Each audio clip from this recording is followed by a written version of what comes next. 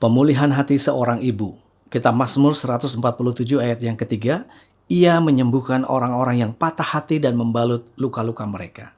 Ada beberapa kenyataan di mana seorang ibu hatinya perlu dipulihkan. Yang pertama, hati ibu yang sering terluka. Seorang ibu seringkali menyimpan luka yang tidak terlihat, lelah yang dipendam, pengorbanan yang tidak dihargai, anak yang memberontak, suami yang kurang peka, doa yang terasa belum dijawab. Ibu sering terlihat kuat di luar tetapi menangis dalam doa ketika sendiri. Namun firman Tuhan berkata, Allah melihat, Allah peduli, Allah menyembuhkan. Yang kedua, Allah memahami pergumulan seorang ibu. Kita melihat gambaran hati seorang ibu dalam kisah yang tertulis dalam kitab 1 Samuel ayat yang ke-1 tentang Hana. Kondisi Hana tertekan, diremehkan, hatinya pahit. Tetapi ia membawa lukanya kepada Tuhan. Ia tidak menyimpan kepahitan, ia mencurahkan isi hatinya. Dan Tuhan memulihkan dia.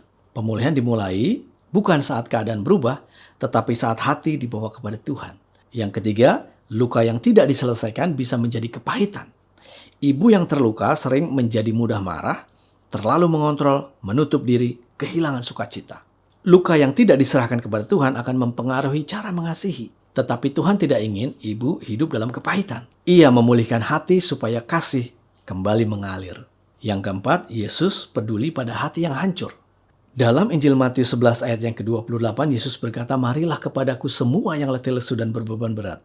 Aku akan memberi kelegaan kepadamu." Undangan ini juga untuk para ibu. Datang dengan air mata, kekecewaan, penyesalan masa lalu, rasa gagal sebagai orang tua. Yesus tidak menghakimi, ia memulihkan.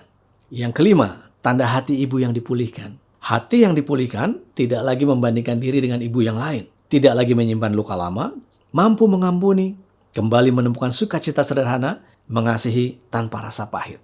Pemulihan bukan berarti masalah hilang, tetapi hati menjadi kuat kembali.